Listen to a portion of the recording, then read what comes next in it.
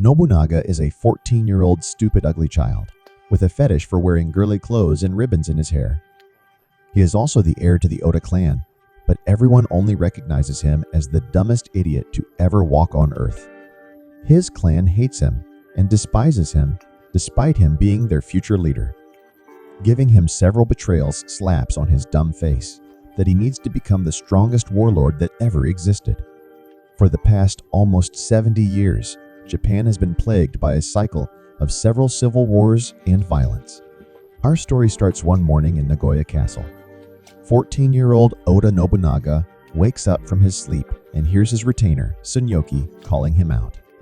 Everyone despises him because of his carefree personality and tendency to only speak the truth.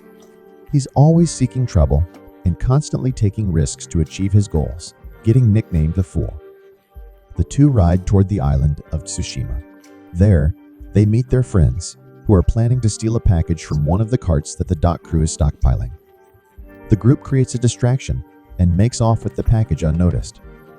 One of his friends, Rakiru, gives him a token in return for his help, and the young lord and his retainer leave the island. As soon as they arrive back at the castle, Hirate Masahide, the senior retainer, confronts him about his possession of the rare token that Rakiru gave him a few days ago. Apparently, his younger brother Nobukatsu snitched on him, but luckily for Nobunaga, his elder stepbrother arrives and saves him from the situation. Later that day, the two go back to Tsushima to tell Rakiru that they've been found out and that they'll have to stop what they're doing. But Rakiru asks him one last time to help them out. But before they can even start their mission, unknown soldiers arrive and attack them, knocking Nobunaga out. Nobunaga wakes up, and upon opening the door, he sees a Nan-looking monk telling him that the ship that they planned to steal from had already sailed and his friends were captured. Without so much as a second thought, Nobunaga and Tsunyoki rush to the castle to ask his father, Lord Nobuhide, to release their friends. Nobuhide plans to execute the rats that are stealing his goods in Tsushima. He uses a musket, firing a single shot near the prisoners to show his intention. He tells Nobunaga that he's his heir and he can't have ties with thieves, telling him that he'll have to end himself if he continues to befriend them.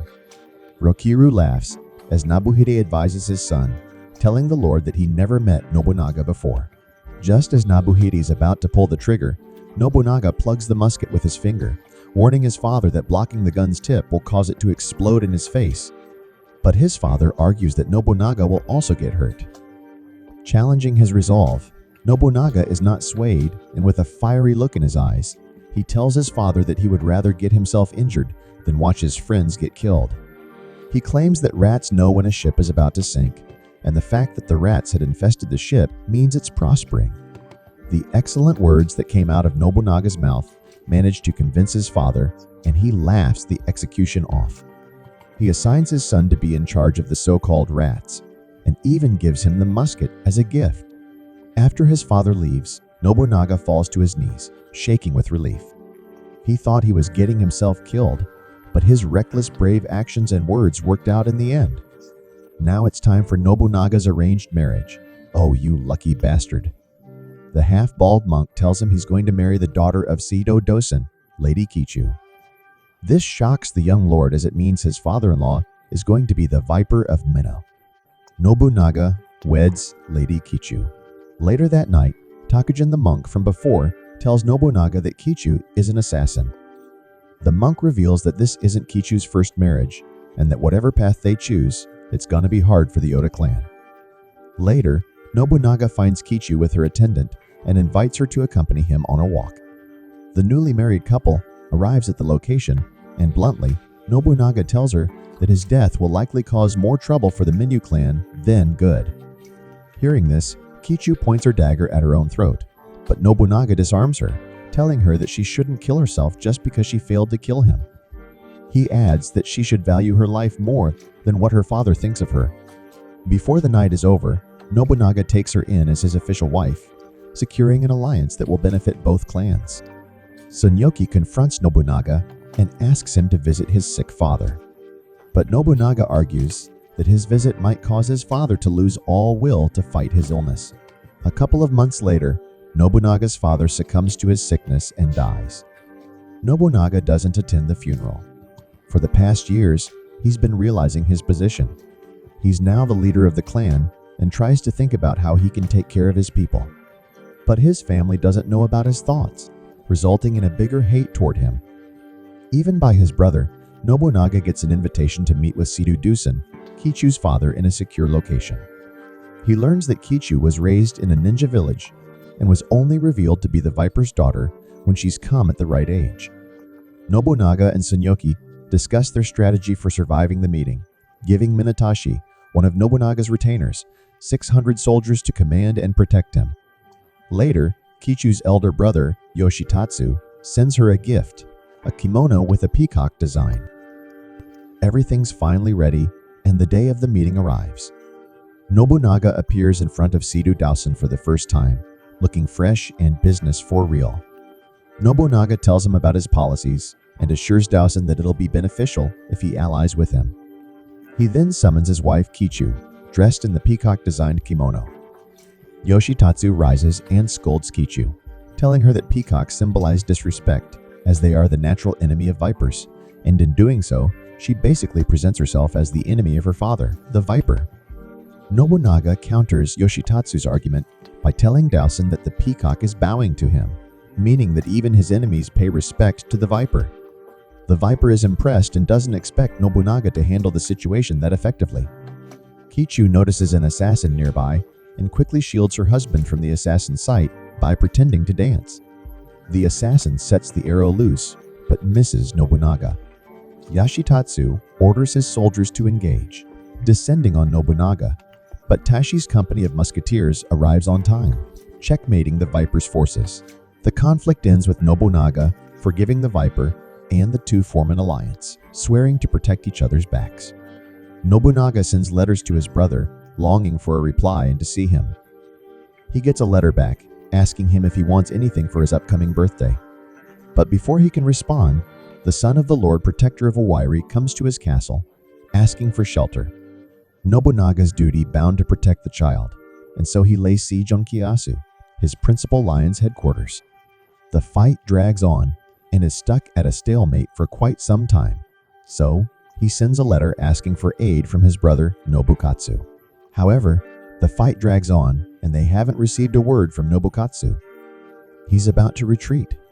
However, his brother arrives and provides the support that Nobunaga desperately needs.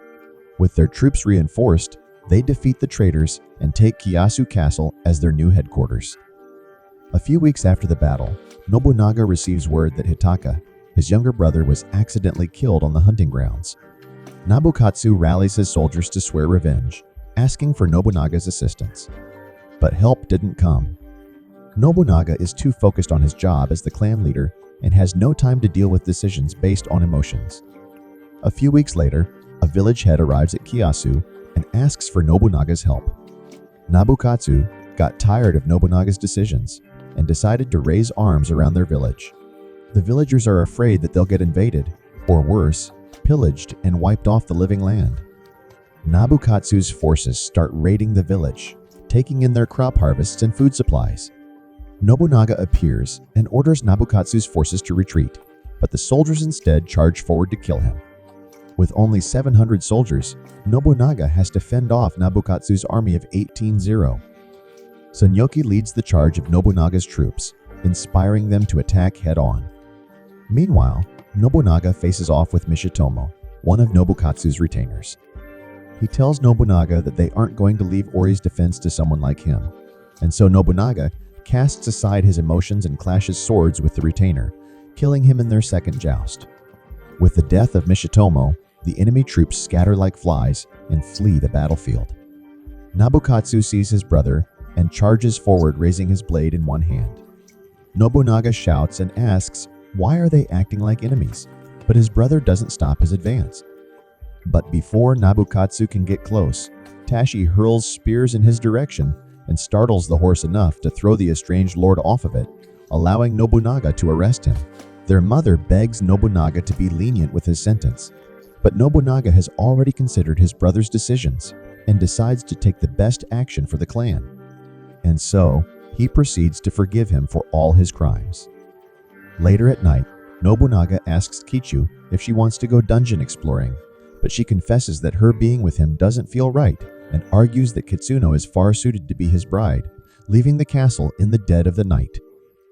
A few days later, Kitsuno, the lady Nobunaga is smitten with, arrives at the castle, revealing that Kichu asked her to be Nobunaga's concubine. Kichu is infertile, which poses a problem to the future of the clan, as heirs are needed. Not even a week has passed since Kitsuno's arrival when Sunyoki suddenly gets captured. Nobunaga rallies his forces to rescue Sunyoki, and along the way, they meet Shibata Katsui, one of Nabukatsu's retainers, telling them that they've been waiting for him. Nobukatsu appears and assures Nobunaga that they haven't taken Sunyoki's head yet, asking him to come and see it for himself. Nobunaga confronts his brother, and Nobukatsu replies by asking why didn't he attend the funerals of both their late father and younger brother. Nobunaga tells him he just did what his father would do as the clan leader, but the answer doesn't satisfy his enraged brother. He raises his katana and fights Nobunaga, telling him he deprived him of his warrior's pride by giving him no punishment of any kind. But Nobunaga tells him that he shouldn't die for committing a mistake. The two clash swords as Nobukatsu berates his brother for reducing him to a shameful life as a traitor. Nobukatsu then incites Nobunaga's anger by telling him Sunyoki's dead. This enraged Nobunaga, so he unsheathes his tanto and stabs Nobukatsu. Then Sunyoki and Shibata arrive. Nabukatsu asks Nobunaga to blame him for everything, and then he dies. Shibata then tells Nobunaga what happened and why Nabukatsu chose to meet his end instead of living peacefully. A year later, and we came to know that Nobunaga had worked real hard as Kitsuno already gave birth to Nobunaga's first son. One afternoon, a traveling monk visits the castle and offers Nobunaga his exotic wares. One of the wares is an incense-producing item that relieves stress. Nobunaga inhales the smoke and falls unconscious. As the monk is about to strike, Tashi catches him in the act and wrestles him. In a struggle to find out what the monk's intentions are, he accidentally kills the monk. The next day, Tashi explains to Nobunaga what happened, presenting a hairpin as the monk's weapon. But after arguing over the lack of evidence, Tashi voluntarily leaves the castle to prevent Nobunaga from taking the blame for the death. Takujin tells Nobunaga that Tashi's words might actually be true, and the traitor is Shibuyashikin, a boy that Nobunaga saved before. Nobunaga confronts the Lord Protector, who later admits to the crime. The banishment reaches the shogunate, asking Nobunaga to explain himself in person. And so, Nobunaga and his cloaked guards travel to the capital to seek an audience with the shogun. But along the way, they encounter nothing but assassins. As soon as they are granted an audience, a band of assassins emerges from the street, cornering them. It's a trap, and the assassins charge forward with the cloak guards intercepting them. Just as the assassins surround Nobunaga and he seems to be overwhelmed, the missing Kichu appears and saves him. They swiftly deal with the assassins, killing them one by one and turning the tide. Kichu declares that her name is now Ryojiru, while Nobunaga acknowledges her strength and invites her to be part of his guards. The group leaves the capital and heads back home. All of the plots that have been happening since they left for the capital were traced back to Imagawa Yoshimoto, a general who has been planning to attack Ori for a long time. A few days before the invasion, Ryojiru informs Nobunaga that she spotted 10,000 soldiers in Mikawa. Nobunaga and his forces rally at Zenshoji Temple, putting up banners to bluff his enemies that he has a bigger force. However, Ryojiru reports that there are now 40,000 men that Imagawa has at his disposal, but Nobunaga stays positive that they can defeat their enemies by combining their remaining forces. Due to Imagawa's large force, the gate castles have been lost. Nobunaga goes missing, and Sunyoki asks Ryujiro to help him find their lord. Tashi later finds Nobunaga in the Atsuta Shrine, who is planning to commit seppuku as an act of sacrifice to save his people. Tashi doesn't catch on and announces that he is ready to lay down his life for his master. Sunyoki and Ryujiru, and later Shibata's forces, arrive and echo Tashi's words, asking Nobunaga to not give up, encouraging him to fight the enemy despite their impossible odds of winning, because every single one of them was willing to lose their lives in service of Nobunaga. Nobunaga comes back to himself when he sees luck playing on their side as rain is imminent in the air. He forsakes his plan to sacrifice himself and leads his troops in an unflinching charge towards Imagawa's camp, the troops of whom had grown lax in the rain and had settled down to rest. The attack surprises everyone, including Imagawa's guards, and the enemies are promptly defeated. Nobunaga's triumph over Imagawa becomes one of the most important turning points that mark his first step toward the unification of the country. But that's where this video closes. Thanks for watching, and also do mention in the comment section if there is anything that I should be improving on my channel. See you all in the next recap. Goodbyes until then.